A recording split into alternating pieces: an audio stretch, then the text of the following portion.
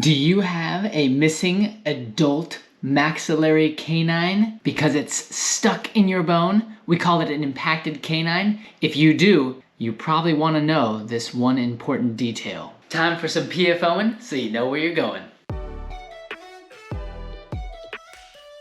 Welcome back to today's next episode.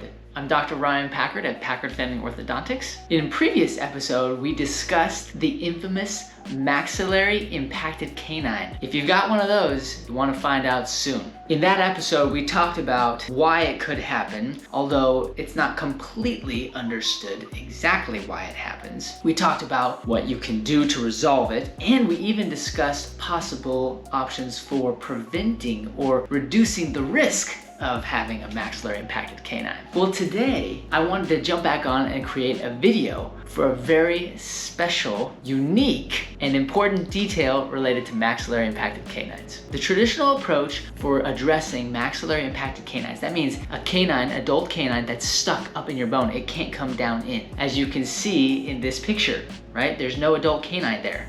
Well, you can either take out the adult canine that's stuck in your bone, or you can try to create space and then pull it down. Remember, we're fishing it in. That's what the orthodontists were like, expert fishermen, but a little bit more than that. Maybe not as cool as fighter pilots. At least that's what my wife said. We just watched Top Gun Maverick. I guess it goes fighter pilots, orthodontists, psychics, and bounty hunters. So generally speaking, those are probably the most common approaches. You take out the adult permanent canine so you don't have to deal with it anymore, and you replace it with an implant, or you try to close the space, or you bring that tooth and wrangle it in. Now, there is one other possibility. We don't see it very often, mostly because either they've addressed it already. They've taken out the tooth, they're never gonna see it again, or they've tried to bring it in and line it all up, or they've closed the space. But the very important detail that you should know before deciding what you're going to do with your maxillary impacted canine relates to this question. Well, what if I just leave it there? Now, again, most conventional approaches, most orthodontists will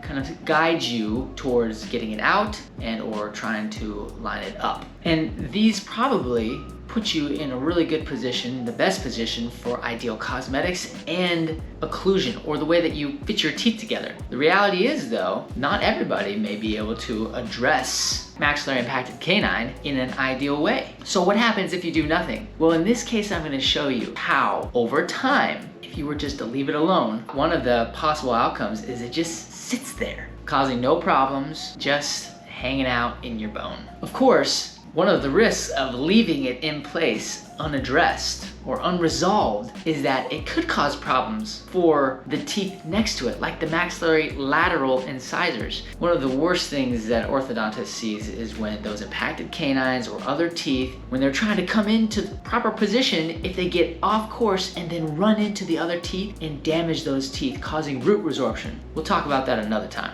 But those nice long roots of the adult teeth are part of what help make them last, what help you keep your teeth for a really long time as you get older. And as they get smaller, you increase your risk of losing your teeth. So that's one of the risks if you leave a maxillary impacted canine in place. There's the possibility that that tooth causes problems for those other teeth. The other possibility is that you end up developing a cyst around it and lose bone adjacent to those other good teeth. Maybe it causes problems or swelling or infection. Those are all possibilities if you leave it there. But again, one other possibility, and this is unique and you gotta know it, is that if you leave it there, it could just do nothing. Finally, don't get all excited about just leaving it there, because if you decide to leave it there, that can make it more challenging, if not preclude you or keep you from putting an implant in place. Or sometimes moving other teeth, if you leave it alone, can become more risky, because all of those teeth that you can see, when they move, their roots inside the bone move around too. And if you've got a tooth that's stuck up in the bone and you decide to move the other teeth around, in theory, that could put those teeth at greater risk for damage.